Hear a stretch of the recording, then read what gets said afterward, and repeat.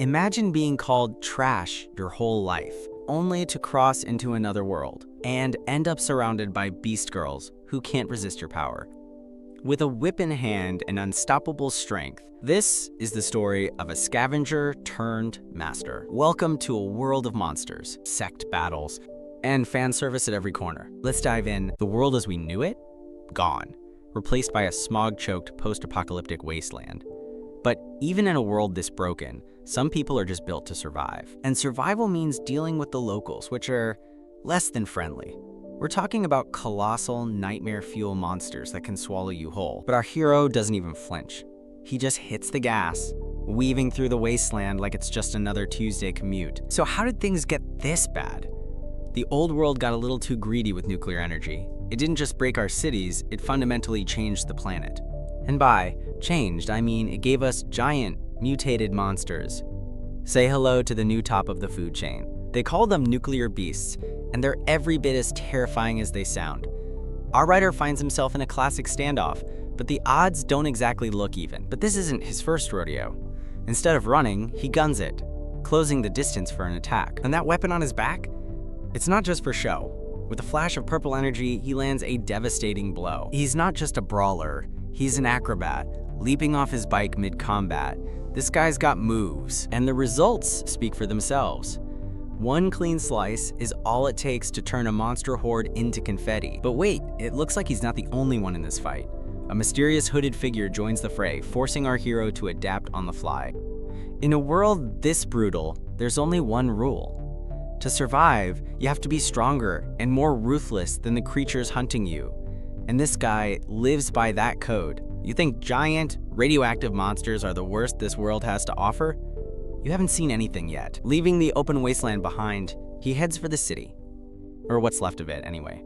Looks like he's found who he was looking for. He parks next to a Mad Max-looking car. As he's confirming the address, a masked guy in a suit exits the vehicle. Our guy is unfazed. He's following a lead, a strange ad that points him to this dilapidated old house.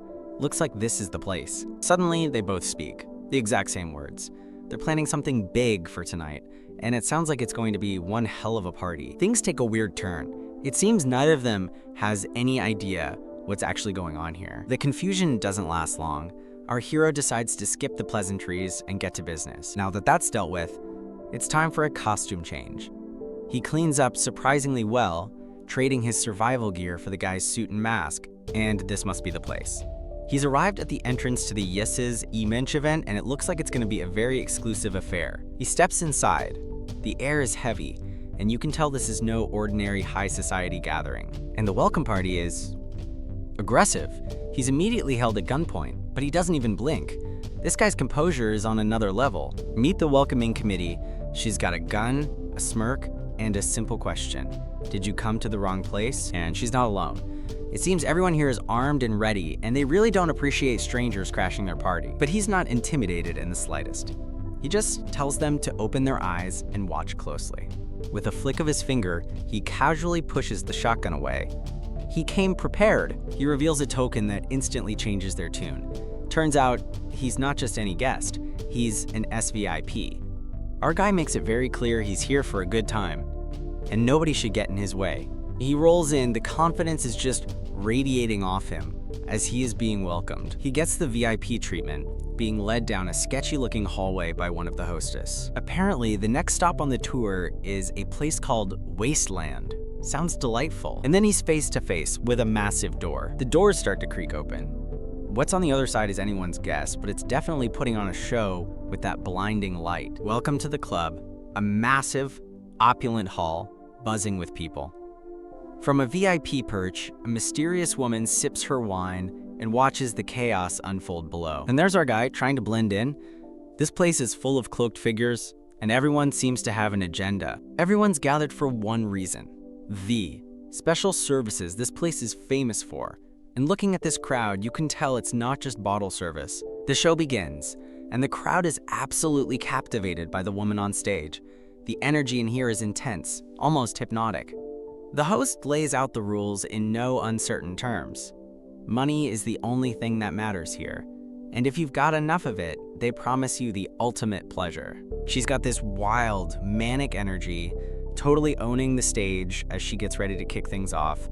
With a single command, the main event is revealed, and it's deeply unsettling. This is way darker than just a party. They're literally auctioning off people. The host presents a chained-up girl in a maid outfit as their first product of the night, and she's back at it, hyping up the crowd to open their wallets. The whole scene is just a horrifying spectacle of greed and exploitation. Our protagonist is just watching all this unfold from a distance. He's separate from the frenzied mob, and you have to wonder what's going through his head. But just when you think it can't get any worse, you find out this is only the beginning. The true horror of this place is something else entirely. He gets approached by a woman who seems to be part of the staff. She notices he's not exactly participating in the main event and seems curious. She's got this look like she knows exactly what he's thinking. She calls him out for not being interested in the products on display, and he just straight up tells her he's bored. He calls everything second rate and demands something more exciting. Her whole vibe changes in an instant. She realizes he's not just any guest, he's a connoisseur looking for the real top shelf stuff. So he shows her what he's packing. And whatever this little gold disc is, it's clearly a big deal because she is completely stunned. Suddenly, she's all apologies, realizing she failed to recognize his importance. Now he's getting the real VIP treatment, being led up a grand staircase. He's clearly leveled up. She leads him to a private room, promising that the best product is waiting just for him. The night is definitely taking a turn. And waiting inside is Xiao Mei, a girl with cat ears and a very direct sales pitch. This is apparently the best product they have to offer. The host confirms it. This girl, Xiao Mei, is their top tier offering. They're presenting her like a prize to be won. He takes a moment to look her over, and with a little smirk, he gives his verdict. Not bad. His guide gets a little handsy, but he's completely unfazed by her advances. She just coolly tells him to enjoy himself. He finally turns his full attention to Xiao Mei, looking down at her with an appraising smile. It seems he's finally found something that meets his high standards. Okay, so things just escalated. A lot. Our cat girl is making a bold declaration, complete with the pose to back it up. She's officially applying for the full-time position of exclusive pet. So after crashing a high society party, our hero finds himself in a private room, and it looks like one of the guests is very happy to see him. She's calling him master and playing coy, but he's not really buying the whole act. He seems more annoyed than anything, like he's just waiting for the other shoe to drop. And there it is. She decides to take the lead, getting a little more direct with her. Hospitality. But our guy is completely unimpressed. He's seen it all before, and this little performance is just ordinary to him. She tries to play it off, acting all flirty like he just doesn't appreciate a girl who takes charge. The whole master thing is starting to feel less like a game and more like a script. He pauses, considering her words. It's the kind of quiet moment, right before everything goes sideways. She doubles down, thinking she's finally getting to him. She's confident, seductive, and completely unaware she's walked right into his trap. She's promising to be a good little kitty, laying it on thick. But the whole act is starting to crack under the pressure. She gets right in his face, trying to seal the deal. But look at his eyes. He's not captivated. He's analyzing her. And here's the test.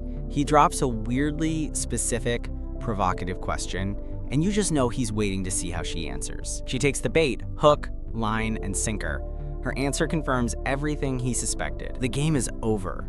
He shoves her away, and the flirty vibe is gone, replaced by pure shock. With a flick of his wrist, he pulls something from his suit. The time for talking is definitely over. It's his whip. The same purple energy weapon he used on the nuclear beasts, and he is not playing around anymore. The whip cracks, and the impact is brutal. Her scream tells you this is no ordinary weapon. She's in shock, asking why he'd attack her. The little kitty act has completely fallen apart. He just smirks, enjoying the reveal. He's been in control this entire time, just waiting for the perfect moment to strike. And then he drops the bomb. He knows exactly what she is. He calls her out as a beastman. She's stunned. Her secret is out, and now she's scrambling, trying to figure out who he is. He confirms he's a scavenger, and the illusion shatters completely. In the reflection, we see their true, monstrous forms. She tries one last, desperate attempt at seduction, promising to serve him well, but it's way too late for that. Her real arms, giant, scythe-like blades, are revealed as she begs him to stop. She's not a predator anymore. She's prey, but he shows no mercy. he unleashes the full power of his weapon, and it's clear this fight is already over. His attack is so fast, the other beastman in the room barely has time to react. This guy is on a whole other level. The cat girl's disguise is completely broken, revealing her true, terrifying insectoid form. She's wounded and furious, demanding to know how his weapon is so powerful. As she lies defeated, her partner realizes this novice scavenger is way more dangerous than he looks. That strange weapon of his is a total game changer. Our hero lays it all out. He's just an ordinary scavenger here to do a job, cleaning up all the monsters hiding at the party. He's so confident, he even tells them to call for backup to save him some time. He's not just here to survive, he's here to hunt. The remaining beastmen takes the bait, unleashing a furious sonic scream. It looks like they're not going down without a fight. And just like that, someone new enters the ring. From the looks of it, the real party is just getting started. So about that cliffhanger? Turns out the woman with the gun brought friends. A whole squad just crashed the party, and they look like they mean business. One of them, the blindfolded one, steps up like she owns the place. She's not impressed, calling our hero a brat and basically dismissing him completely. Another one chimes in, teasing her sister for having trouble with a kid. They're all acting like this fight is already over before it's even started. But the mood shifts when a new threat appears, a creature they call a scavenger. Suddenly, this high society showdown has a monstrous +1. And then things get weird. One of the women transforms into this horrifying multi-armed monster, and she seems to be enjoying it a little too much. Turns out the whole crew are monsters, some kind of insectoid hybrids. Their queen gives the order from her throne, finish him and do it now. He's completely surrounded by a team of killer insect women ready to tear him apart. But our guy doesn't even flinch, basically asking if this is all they've got. When you're surrounded by monsters at a high society party, you have to break out the special occasion hardware. This is way more than just a party trick. He pours everything he has into the talisman, and you can feel the energy just crackling in the air. This is about to get loud. This kind of power demands a price. A little blood is all it takes to kick things into overdrive, and with that he unleashes a storm of pure energy. The beastmen never even saw it coming. The survivors are totally floored. They thought he was just some scavenger, but this level of power is something else entirely. The work of a new human. Our insectoid friend from before learns her lesson the hard way. Underestimating this guy was her first and last mistake. One down, a whole room of monsters to go. He doesn't even waste a second looking back, but he's quick to set the record straight. That little light show wasn't a superpower, it was an item. Using a rare talisman like that was a gamble, but you can't argue with the results. Wiping out a room full of high-level beastmen? Worth every penny. Just when things quiet down, more party crashers arrive. Looks like another scavenger crew, and they are not happy with what they've found. Panic finally erupts as the regular guests realize what's happening. The masquerade is officially over, and the buffet is open. The true faces of the city's elite are revealed. Behind the polite smiles are nightmares ready to feast on the unsuspecting. Beastmen are a step up from the monsters in the wasteland. They're smart, cunning, and blend in perfectly. But in this chaos, even the predators can become the prey. They aren't just killing, they're enjoying it. Each one is a top-tier monster with a seriously sadistic streak. But for every monster, there's a hunter. Our guy is here to clean house, and business is good. The job has its perks, though. Each kill leaves behind a valuable nuclear core, a nice little payday for all the trouble. He's not always a lone wolf. He's part of a scavenger team, a crew of badasses who hunt these things for a living. So what are scavengers, really? They're the flip side of the coin. The same nuclear energy that created the monsters also created them, the new humans. They're stronger, faster, and can awaken unique superpowers. They are humanity's answer to the apocalypse. Our hero is one of them, a new human, but he lets us in on a secret. That crazy power he just used wasn't even his. His own special ability is something different, something he calls unusual. It's a power he keeps close to the chest. He wasn't always this powerful, though. He remembers a time when he was just another starving kid, barely surviving in the wasteland. That is, until he met her, Fan Xiaoyu, his scavenger captain. She was the one who saved him and gave him a purpose. She showed him a world of powerful S-rank bosses, legends who were basically gods among men, and he wanted to be just like them, but he's not following in their footsteps. He's forging his own path with strange weapons that seem to come from another world entirely, all tied to his unique ability. And so, the hunt continues. Another night, another mission, always moving forward through the neon-drenched ruins. His latest job takes him to a place that's clearly not meant to be opened. But locks are just suggestions when you're determined to get inside. He finds a temporary safe house. It's a rare moment to restock and catch his breath before the next fight, but even in a quiet moment, the past is never far away. Completely drained from the fight, he closes his eyes, and as he drifts off, the memories pull him under, back to where it all began. Back at the party, our scavenger is done playing games. This is the look of a man who's about to absolutely wreck a room full of hidden monsters. But hold on, we're jumping somewhere else entirely. A new character wakes up in a coffin, realizing he's just unlocked a wild new power, the ability to soul travel. And his first destination is, well, a literal hellscape. He finds himself floating in a dimension packed wall to wall with nightmares. But here's the twist. Unlike the apocalypse our hero knows, the rules are different in this world. Here, you can actually cultivate immortality. With new powers comes a guide, it seems. A mysterious, fiery spirit materializes, drawn to our new soul traveler. And just like that, the mission is already done. It looks like his soul-traveling self is a natural at this, already gathering loot and planning his next upgrade. Okay, 1 minute I'm at a party, the next I'm here. This is not the VIP lounge. What is this place? And who's this? She's just floating there, completely out of it. This whole situation is getting weirder by the second. Alright, so this is me now. To explain how I got into this mess, we're gonna have to rewind a bit. Let's jump back a few months, before all this craziness started. It all started with what felt like a dream. Or maybe it was a nightmare. I remember falling asleep in my own bed. Just a normal day, nothing out of the ordinary. But when I woke up, I was somewhere else entirely, and I was in the middle of a fight for my life. I opened my eyes to a mountain of corpses. I had no idea where I was or how I got here. The only logical conclusion? I'd somehow been isekai'd into another world. And my welcome party was a literal graveyard. Great start to the adventure, right? But it wasn't just a vision.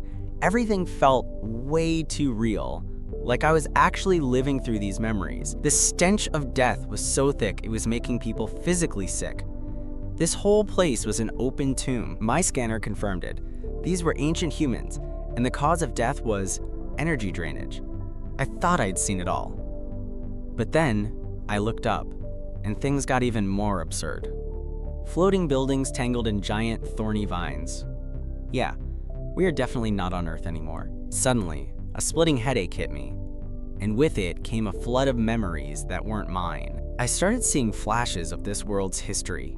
It was a brutal, terrifying place filled with monsters. This world was ruled by so-called demonic cultivators. In reality, they were just monsters preying on the weak. Their cultivation methods were pure evil, built on slaughter and sacrifice. Turns out, the guy whose body I'm in was a disciple for a cult called the Soaring Ascension Sect. His job was basically slave labor, mining weird rocks all day. The sect promised power, but really they just forced ordinary people to give up their spiritual roots to the cultivators. And all the disciples worshipped their Sect Master like a god, completely blind to the fact that he was a monster hiding in plain sight. His big secret? He literally fed on the souls of his own followers to get stronger. He called it a blessing. It was a massacre, and he was draining them dry for a power-up. The unlucky ones were used as raw materials for his twisted alchemy. Their bodies fused into these horrifying monuments of suffering. The original owner of this body had to watch as the woman he loved was killed and thrown onto the pile. He was completely powerless to stop it. So this is the cultivation of this world? It finally hit me. I hadn't just traveled to a new world, I'd taken over someone else's body. Just as I was processing that, another wave of pain hit. More of the original owner's memories were flooding my mind. I saw his childhood, listening to stories of a golden age when cultivators were heroes, and the old man telling the story.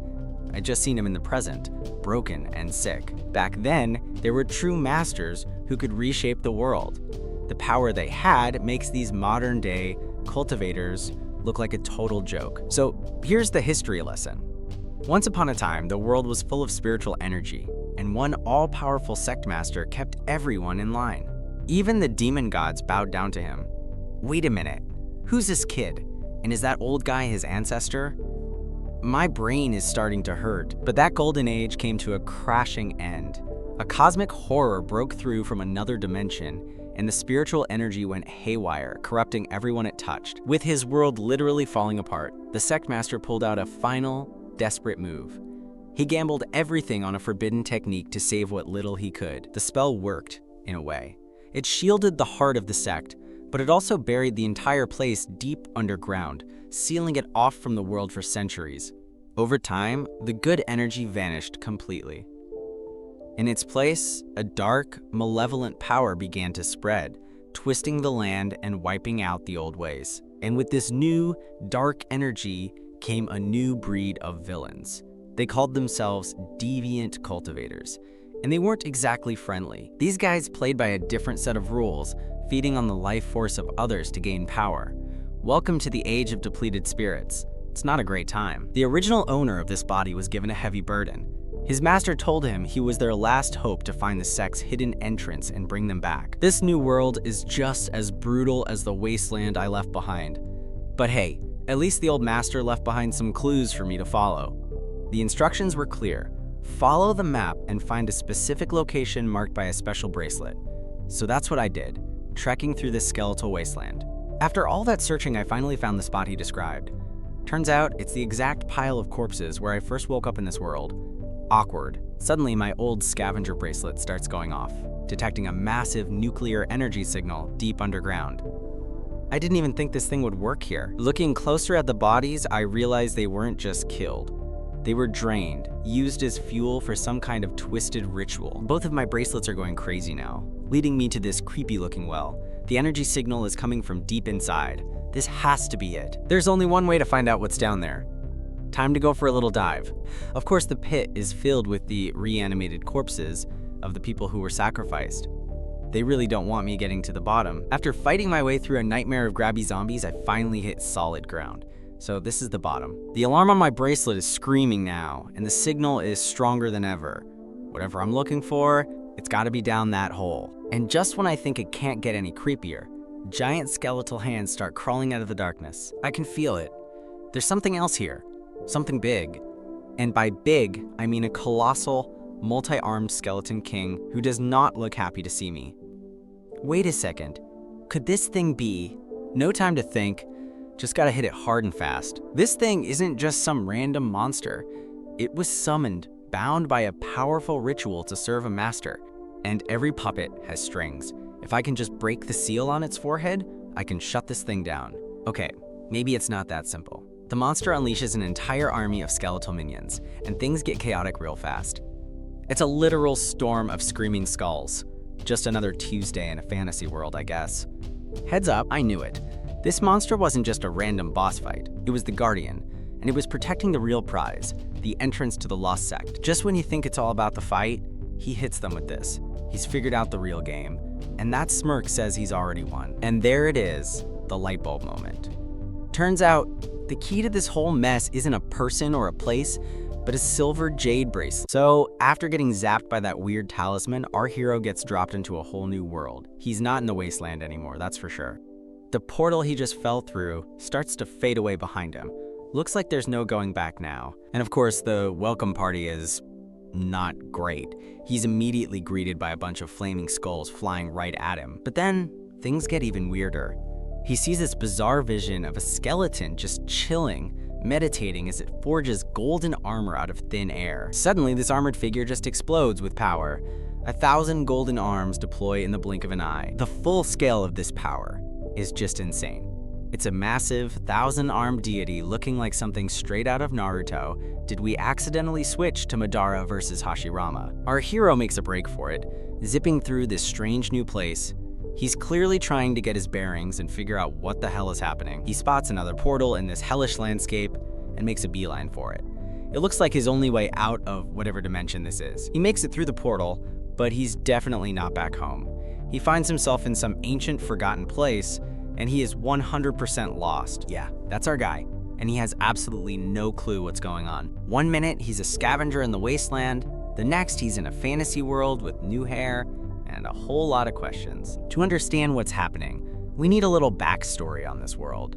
It's a story about a powerful Sect Master and the choices he had to make. Suddenly, this mysterious, doll-like girl appears before him, floating in the air. She's blindfolded and surrounded by this intense red energy, and she seems just as confused as he is. As he tries to process everything, a powerful energy washes over him. It seems to trigger a flood of memories that aren't his own. He sees a vision of the past.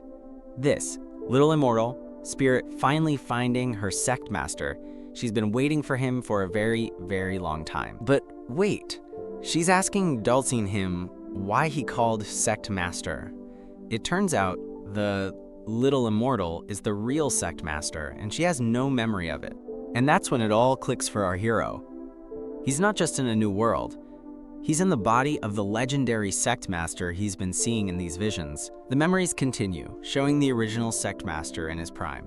He was a legend who created a way for good and evil cultivators to coexist, balancing both light and dark energy. But that balance was fragile. The demonic cultivators eventually lost control, turning into mindless, horrific monsters and attacking everyone. To stop the chaos, the Sect Master unleashed his ultimate technique. He summoned a massive, godlike being to purify the rampaging demons. But even a technique this powerful had a weakness. The poison wasn't just a name. It was a corrupting influence that could be turned against its own master. A rival master saw his chance, hijacking the technique to turn it against the sect. The Sect Master's ultimate weapon was now being used to destroy his own people. The Sect Master found himself facing his own divine power, now corrupted and aimed at him and his disciples. He was trapped between his own creation and an army of demons. The enemy master didn't stop there, summoning a horrifying army of skeletal demons from the underworld. Things were looking seriously bad. But the Sect Master wasn't just a master of light. He tapped into his own demonic power, commanding the very forces of hell to fight back. He unleashes a storm of dark energy, ripping the enemy's demonic army to shreds. It's an incredible display of power, but it's not enough. Because the real problem wasn't just one rival master. The corruption had spread, creating a seemingly endless horde of monsters that threatened to consume everything. Out of options and running out of time, the Sect Master made a devastating choice.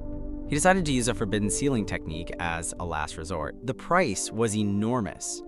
He had to seal the entire valley, along with himself and all of his disciples, to contain the demonic plague. He sacrificed his own soul to power the seal, putting his disciples, spirits, into a deep slumber. It was a final, desperate act to preserve a glimmer of hope for the future. And that brings us back to now. Our hero, stuck in the Sect Master's body, has just relived this entire tragic history and has to figure out what comes next. So our hero's new body comes with some family drama. Turns out, his ancestor got a pretty ominous message from the old Sect Master and couldn't make it back in time. And just like that, he's the new Sect Master of this fantasy world. But he's not kicking back. He's already plotting his next big move with his new, floating sidekick.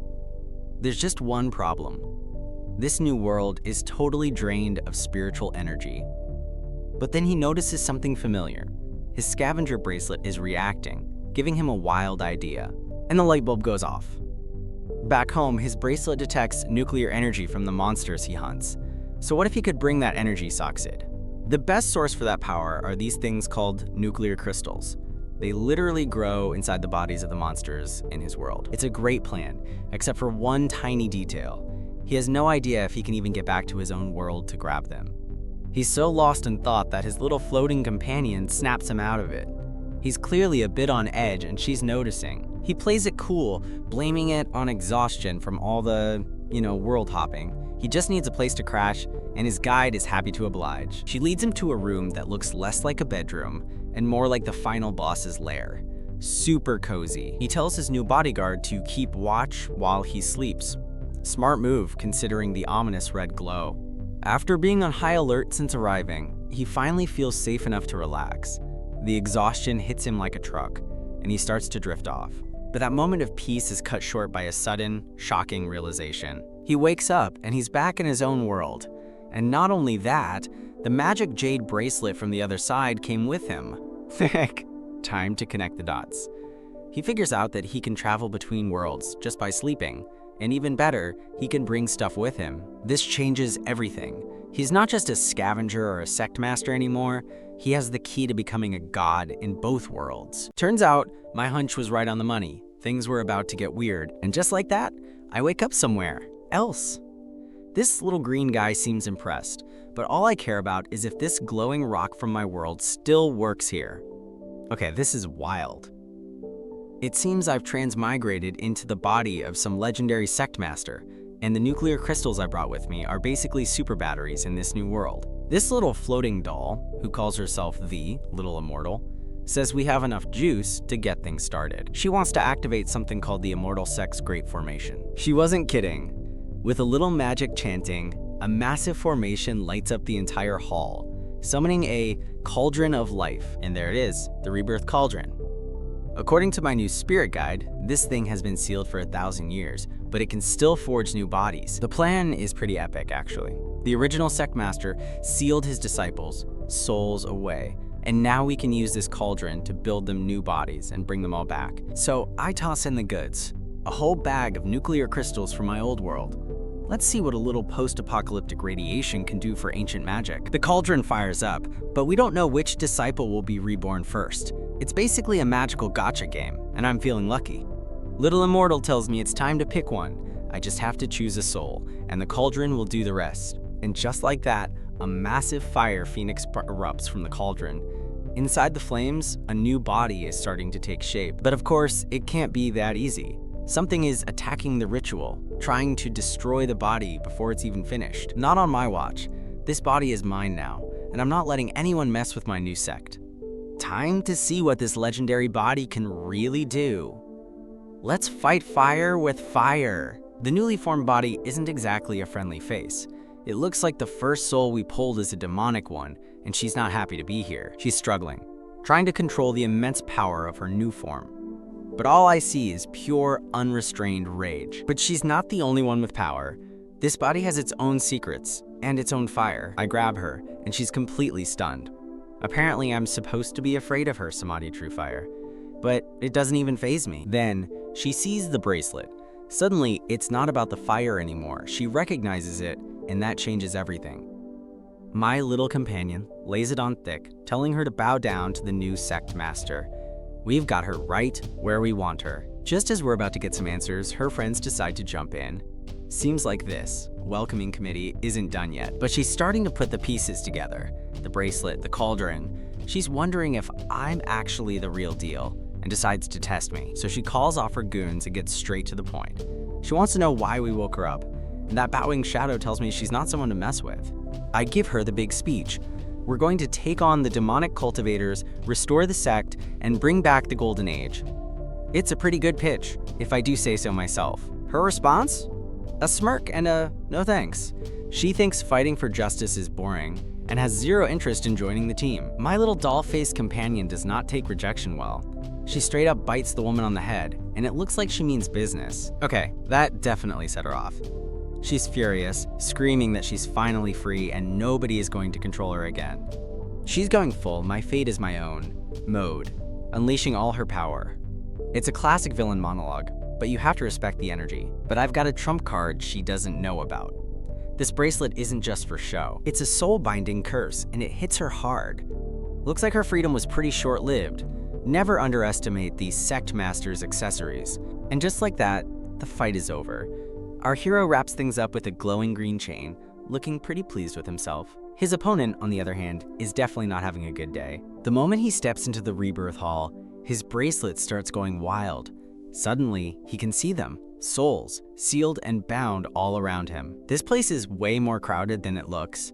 Just when he's processing all this, a new friend pops up on his shoulder.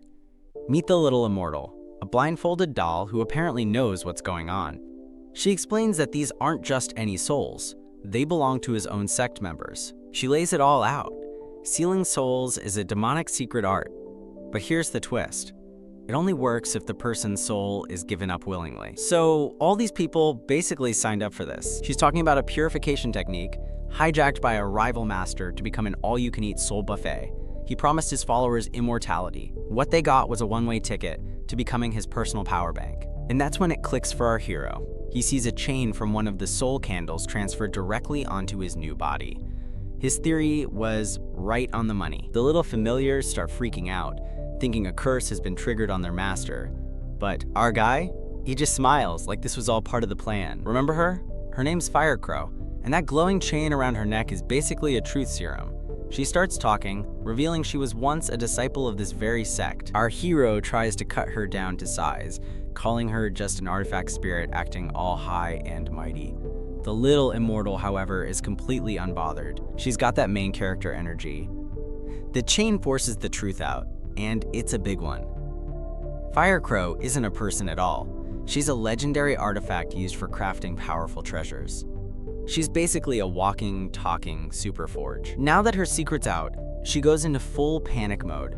She starts coughing up all the magic treasures she had sealed away with her. A whip, a great sword, some talismans, anything to stay alive.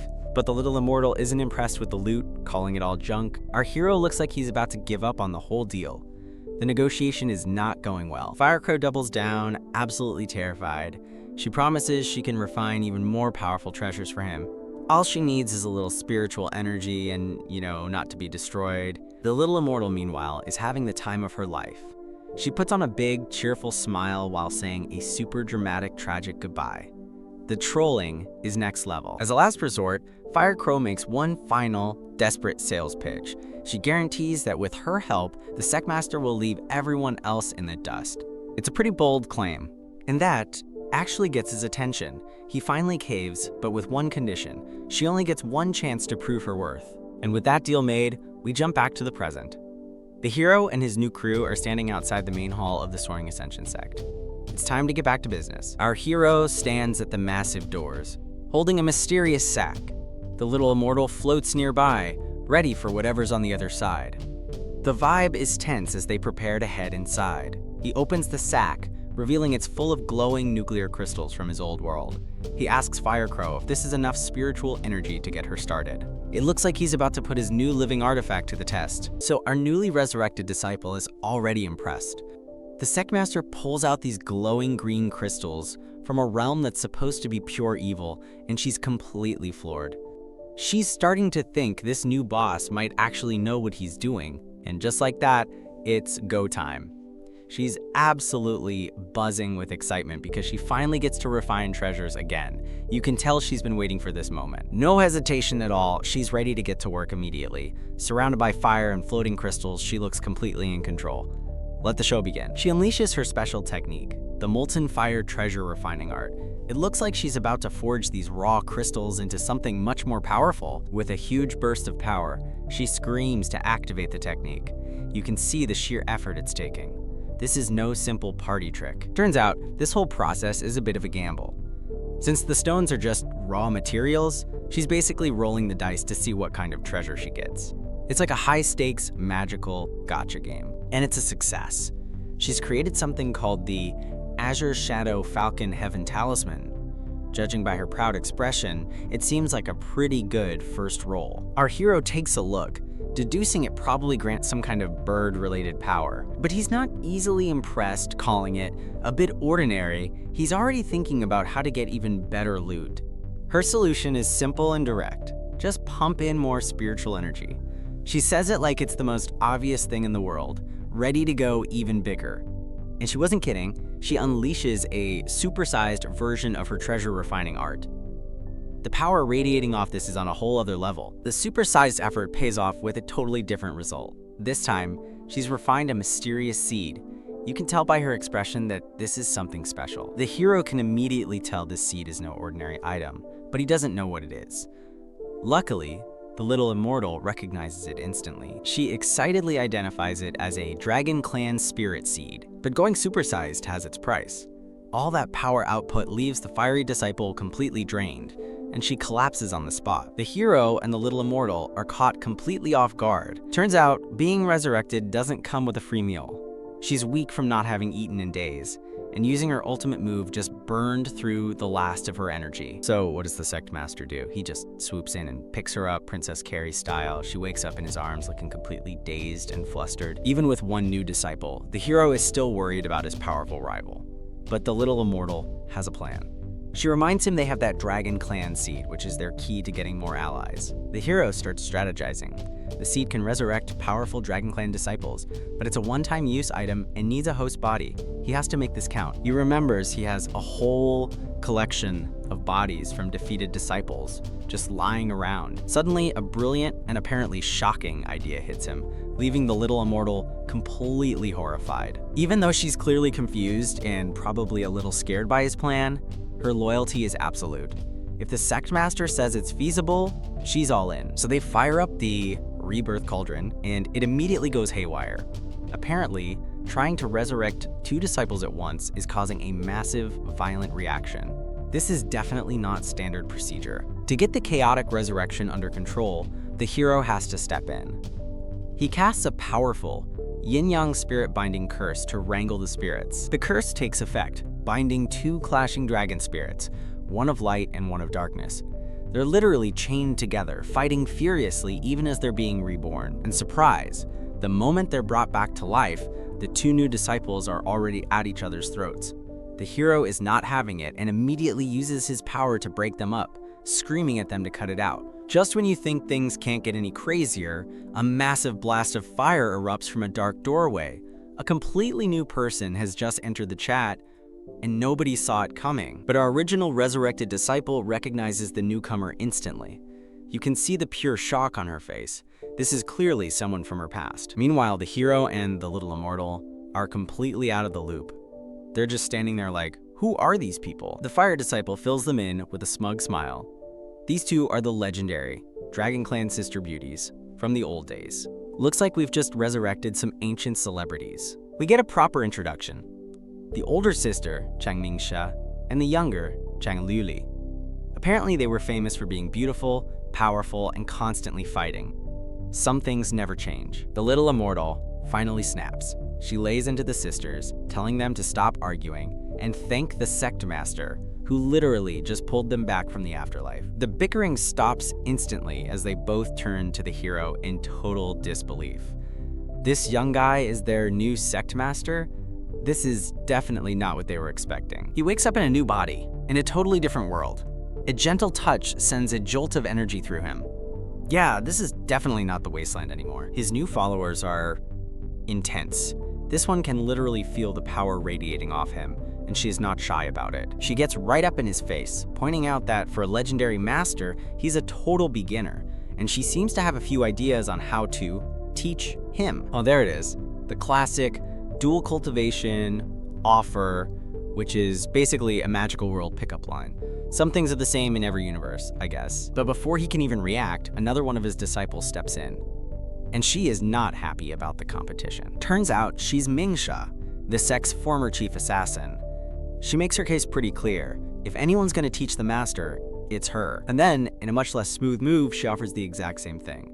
For a top assassin, she gets flustered pretty easily. Just when you think it can't get weirder, a third disciple suggests they can all help him together.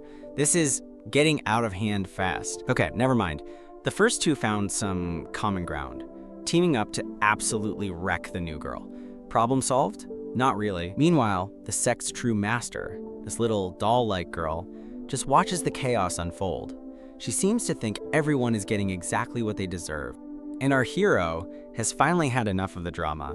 He's a monster hunter, not a reality TV host. He shuts them all down and gets back to business. This glowing seed is the real mission, and it's gonna need some very specific ingredients to grow. Mingsha immediately freaks out, recognizing it as an insanely rare treasure. This thing is a much bigger deal than he thought. The legend says this vine only grows in the most evil soil, fed by the energy of countless dead bodies. You know, standard gardening stuff. But the other disciple corrects her. It's not just evil. The tree needs a perfect balance of good and evil to thrive, making it even more complicated. It exists on the border of life and death, light and dark. That's what makes it one of the rarest things in the universe. And apparently, our guy is the only one who can pull this off. He can literally wield the power of both sides. So the plan is set. He'll get the spiritual energy from his world. But for the tour, evil soil, he has to take a trip to a place called the Eerie Realm. And by the looks of it, the Eerie Realm is not exactly a vacation spot. But for a guy who fights giant nuclear monsters, it's just another Tuesday. He gives his new team their orders. It's time to prepare for a very dangerous field trip. But first, a quick break. He's already thinking about heading back to his apocalyptic world to gear up his new crew. The guy is so dedicated he literally falls asleep mid-planning. As he's out, someone quietly slips away, but he's not alone. A massive, shadowy figure looms over him while he sleeps, and it does not look friendly. He's suddenly woken up by a notification from his old world. 18 missed calls. Someone is desperate to reach him. And there she is, a hologram of his old captain, absolutely furious. Looks like his break is officially over. In a world wrecked by nuclear disaster, this is where the pros hang out. The Scavenger Guild, part mission board, part last-ditch hope for humanity. It's a tough place for tough people. This is our guy. He's been getting urgent calls from his captain all day, so he's rushing over, expecting the worst. Something's definitely up. The facial scan confirms his name is Liu Xing, and he's in. First impression of the captain's place? It's a certified disaster zone. He barely makes it through the door before he's attacked by an avalanche of old takeout boxes and garbage. So much for a clean getaway. The chaos triggers a memory, a brutal flashback to a moment he almost didn't survive. The only thing he could do was scream for his captain. He finally finds her, but the emergency he was picturing looks a lot like a gaming session. His captain, Fan Xiaoyu, is just chilling on the couch, completely oblivious. Meet Fan Xiaoyu. She's his boss, his mentor, and the person who saved his life. Right now, though, she seems way more invested in her game. She finally notices him and immediately starts teasing him. The 5-alarm fire he was expecting is clearly not happening here. She's really leaning into this whole, "Did you bring me something good?" act. You can practically see the confusion on his face. She stretches out, still wondering what good thing. The tension is, well, it's something. And then it finally clicks. She remembers why she was blowing up his phone in the first place. Turns out she landed a huge job. And since she's just so busy, she's decided to give this rare opportunity to him. It's a 2-star mission, which sounds simple enough. The only catch is that he has to go completely alone. But she's got confidence for days, reminding him he's on the team of the S-rank strongest fighter. Of course, she casually leaves out that he's her only team member. That's all the motivation he needs. He's fired up and decides it's the perfect chance to finally upgrade his gear. She's totally on board with the idea. The supportive captain act is in full swing, so he decides to shoot his shot and asks if she can spot him some cash for the upgrades. Her face says it all. Suddenly, the topic of money gets really serious. Funds, she says, like it's a word she hasn't heard in years. And then, with a perfectly straight face, she hits him with it. Of course there's no money. She explains that as a top-tier fighter, she doesn't need to waste money on real-world equipment. Her money goes to other more important things. He tries to reason with her, reminding her about the massive allowance the top scavengers get. He just needs a little bit to get by. But she just sighs and calls him naive. He clearly doesn't understand her financial situation. She lays it all out for him. Real-world gear is one thing, but her in-game items and new releases, that's where the real money goes. Besides, the next-gen console is about to drop, and she's already stressed about saving up 3,500 sand dollars for it. A gamer's priorities are set in stone, and that's when it all comes flooding back to him. His captain isn't just a gamer, she's a hopeless addict, whose spending habits are a natural disaster. He realizes asking her for money was a total non-starter from the beginning. Her one true love will always be whatever game she's currently obsessed with. But even without the cash for new gear, he's still all in. He's not just doing this for the mission rewards. He's doing it because the captain saved his life. That's a debt he can never fully repay. He remembers his past, living as a starving kid in the slums of a ruined city. Back then, every day was just about finding the next meal. He was captured by a marauder gang and thrown into the middle of a brutal war as a grunt. And that's where she found him. A kid fighting for his life in the middle of the chaos. So my backstory isn't exactly a fairy tale. I was captured by the winning side in some forgotten war, but I was too tough to kill. They decided to make me a child soldier instead. And yeah, child soldier is exactly as fun as it sounds. You're basically just bait for giant, terrifying monsters. This was just another Tuesday. The wasteland doesn't care if you're a kid. It was a constant struggle for survival, and you saw a lot of friends go down. My entire youth was basically a training montage from hell, just non-stop fighting, getting my butt kicked, and learning how to survive. And just when you think you've seen it all, A whole stampede of nuclear beasts decides to crash the party. You learn to run fast in this world. I dodged death 1,000 times, but everyone's luck runs out eventually. This felt like the one, and that was it. I remember thinking, well, it was a good run. My whole tough-to-kill reputation was about to be proven wrong. But just when I thought I was done for, she dropped in like a superhero. 1 second, I'm monster food. The next, she's tearing it apart. So my dramatic rescue ended, with her complaining about the extra work. Meet my future captain, everyone. She was the kind of person who ran towards the danger, not away from it.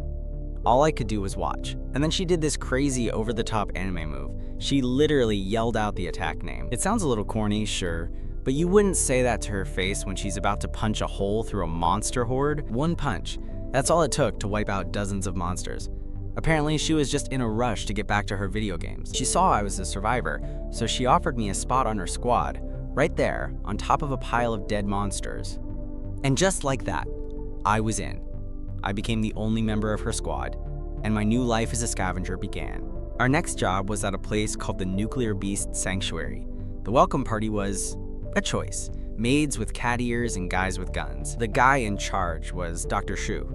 He seemed super eager to meet us, so we did the whole formal introduction thing. He invites us to sit down, trying to play the perfect host. But the vibe of the place was definitely off. They offered us tea, but I wasn't interested in the pleasantries. I just wanted to know why they called a scavenger. So he gives us this whole sob story. He claims the Institute is a sanctuary for beastmen, but the press photos look more like a freak show auction. He paints this picture of a happy little commune where everyone is safe. But you learn pretty quick that things are never that simple, because outside these walls, it's a different story. Beastmen are hunted down in the streets just for existing. His big plan is to cure them in this high-tech lab. Basically, he wants to strip away what makes them beastmen so they can blend in. Of course, right when things were looking up for him, a giant monster decided to make his institute its new favorite chew toy. Classic. And that's the job. There's a big, scary nuclear beast that won't leave them alone, and he needs a scavenger to take it out. And what do you know? Perfect timing. The monster he's been telling us about decides to crash the meeting. The doctor's completely terrified. He knows exactly what or who this is. All right, showtime. I told everyone to hang back while I went to go check out our uninvited guest. I get outside and the guards are freaking out, just unloading their rifles at the sky. But what they were shooting at wasn't a monster. It was her. The monster they were so terrified of was my captain. So the mission brief mentioned one nuclear beast. It just failed to mention that this wasteland titan python is about 10 times bigger than anything he was prepped for. Just when you think you've seen it all, a giant crystal snake monster crashes the party. While the regular soldiers are freaking out, our guy seems unimpressed. He's clearly the main character here. Okay, maybe a little impressed. The snake lets out a sonic blast that sends everyone flying. But Liu Xing is already calculating his next move. His own gear isn't cutting it, so what's a guy to do? He casually asks to borrow a grenade from a soldier who is clearly not having a good day. The soldier is losing his mind, but Liu Xing just flashes a smile and helps himself. You can't blame the other guy for being totally confused by this whole situation. With his new toy in hand, he gets the monster's attention the only way he knows how. Hey, big guy, look over here! And boom! A direct hit right to the face.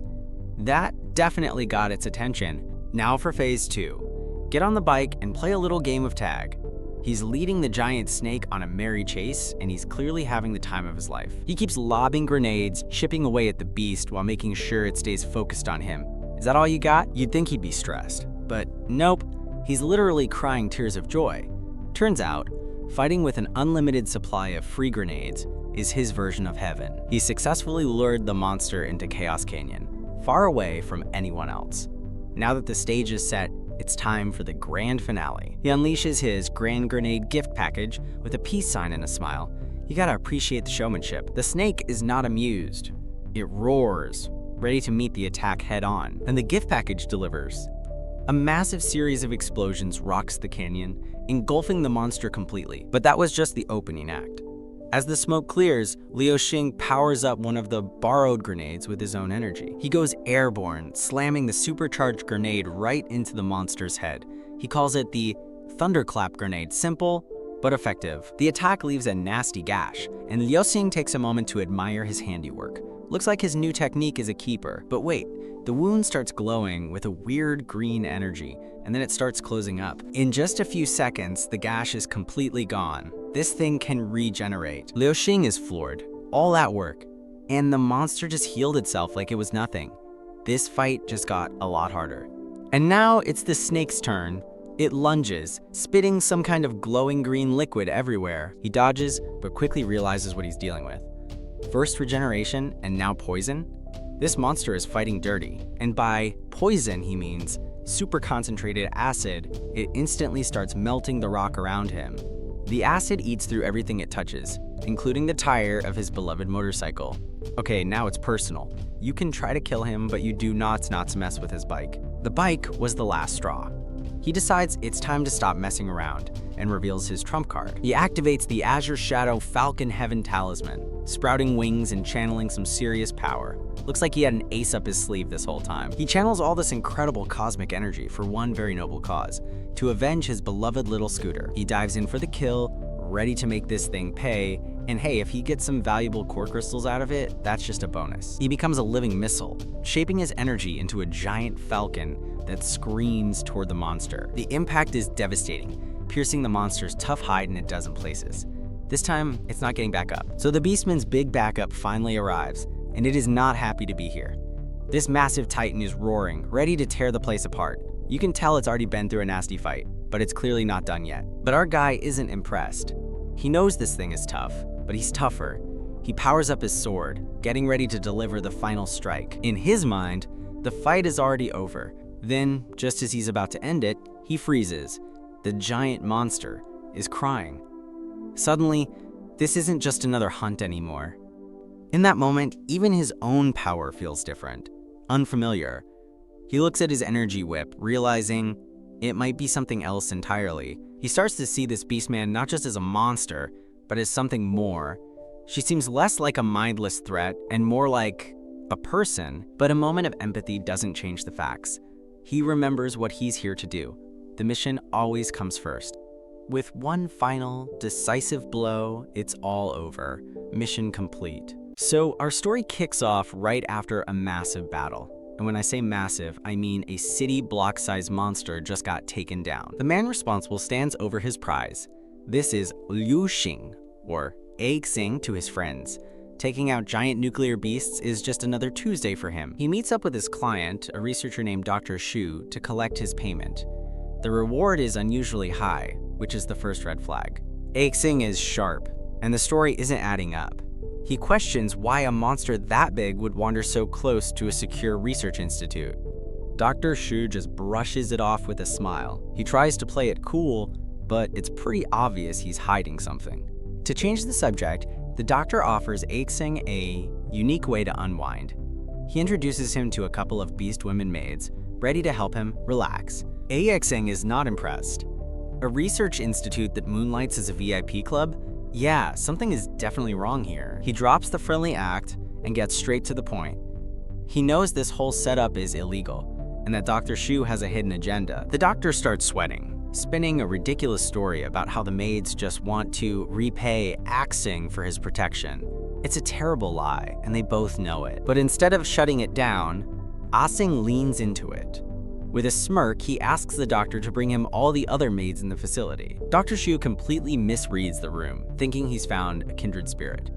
He eagerly agrees, not realizing he's walking right into Liu Xing's trap. Liu Xing is brought to a private room, where an entire squad of beast women maids are waiting for him. The trap is officially set. They all put on a show, trying to be seductive and welcoming. But Liu Xing can see right through the performance. He calls them out. He can feel the tension and fear under the surface, and he knows this isn't consensual. With that, playtime is over. Liu Xing unleashes his true power as a scavenger, ready to show everyone who's really in charge. In a flash of lightning, he takes them all down. This isn't a game for him. It's his job to hunt monsters, and that includes the humans who exploit them. Just as things wrap up, a mysterious new player makes a dramatic entrance. This guy definitely isn't here to make friends. We get a peek behind the curtain at Dr. Shu's lab. It's a horrific sight. Countless beast people suspended in tubes, all just sacrifices for his research. It turns out, he's not alone. Another scientist, driven by a twisted desire to perfect his own daughter, is also involved in these awful experiments. This whole operation is bigger and darker than it first appeared. These men are playing God, and they don't care who gets hurt. Back in the present, Dr. Shu suddenly realizes something is very wrong. Xing just smiles, enjoying the moment his plan comes together. Xing confronts the doctor directly, accusing him of being the mastermind behind the whole twisted setup. He's figured it all out. When Shu doesn't answer, Xing decides to get the truth the old-fashioned way. He's done asking nicely, but even after taking a punch, the doctor just grins like a maniac. He reveals he was planning to recruit Xing, but now he's just gonna eliminate him. Dr. Shu pulls out his ace in the hole. He reveals he hit a panic button ages ago, and his backup is already on its way. On cue, the maids rise again, their eyes glowing red, their puppets completely under the doctor's control, and they all lunge at Xing. But Xing isn't worried. He just smirks and reveals that the doctor has already lost control of his little puppets. The doctor panics. The control collars were supposed to be foolproof, a lethal kill switch. He has no idea how Xing could have possibly bypassed them. Checkmate. Xing stands with his new allies, the very women the doctor tried to use against him. Now they're free, and they're ready for payback. We see a final, grim reminder of how these women were captured and experimented on. Dr. Shu's cruelty has come back to bite him, and Xing is here to make sure he pays the price. The story flashes back, and we see the brutal reality for the beastmen. They're forced into these collars that can deliver electric shocks, living in constant fear. And it wasn't just the collars. They were treated like lab rats, experimented on, and kept in these horrific conditions. This is Dr. Shu, the man apparently behind it all. And now, the very people he experimented on have come back for revenge. But the doctor insists he's not the monster they think he is. He's desperate, trying to explain that everything he did started with one tragic day. We jump back further in time. A younger Dr. Shu watches in horror as beastmen are hunted down like animals in the streets. Seeing this injustice, he snaps. He grabs the first thing he can find and decides to intervene. And he doesn't hold back. It's a brutal, bloody moment that changes everything for him. He manages to save one of them, a little snake girl, and makes a run for it. This is the start of his new mission. He creates a sanctuary, a found family of sorts. For a while, things are actually good. He's a protector, a father, and a scientist trying to help. He throws himself into his research, and after years of work, he finally cracks the Beastman genetic code. He's on the verge of a major breakthrough, but just as he's about to achieve his goal, he gets a panicked phone call. This is the moment his world comes crashing down. He rushes back to find his lab in chaos. The test drug he developed has backfired, causing the Beastmen to go on a violent rampage. The result is a massacre. In the carnage, he finds his own wife and daughter caught in the crossfire. His daughter, Qiao Qing, is still alive, but barely. He promises her he'll find a way to save her, no matter what it takes. And just like that, his mission changes. It's not about helping the Beastmen anymore, it's only about saving his daughter. Her injuries were too severe to heal normally, so he's forced to put her in a life support tank. It's a temporary fix, but time is running out. Desperate, he makes a deal with the devil, joining an underground group that hunts beastmen. He's doing whatever it takes to get the resources he needs. In return for their help, he uses his knowledge to extract genetic material from his former friends. He's creating enhancers and drugs for the black market. These drugs are sold to the rich and powerful, funding his increasingly desperate research. The line between hero and villain is getting pretty blurry. He knows what he's become. The man who once saved beastmen is now hunting them, turning into the very monster he swore to fight. But he doesn't care anymore, because he thinks he's found a solution. Gene fusion. He can give his daughter a new body by fusing her with a compatible beastman. The theory is simple, but finding a match is basically impossible. He tests subject after subject, but every single one is a failure. Just as he's about to give up, his men bring in a new captive. It's a snake beastman, and he recognizes her. It's the little girl he saved all those years ago. Against all odds, he's found his needle in the haystack. He doesn't hesitate. This is his one shot to save his daughter, and he's going to take it, no matter the cost. But right as he's about to start the procedure, the lab is attacked. A giant wasteland titan python crashes the party, and his perfect plan is ruined. He's furious. The gene fusion process takes a long time and can't be interrupted. He needs to get rid of that python now. And this brings us back to the present. The doctor reveals that our hero, Liu Xing, just did his dirty work for him by killing the python. With the coast clear, he doesn't waste a second. He pulls out his phone and initiates the gene fusion, finally putting his twisted plan into motion.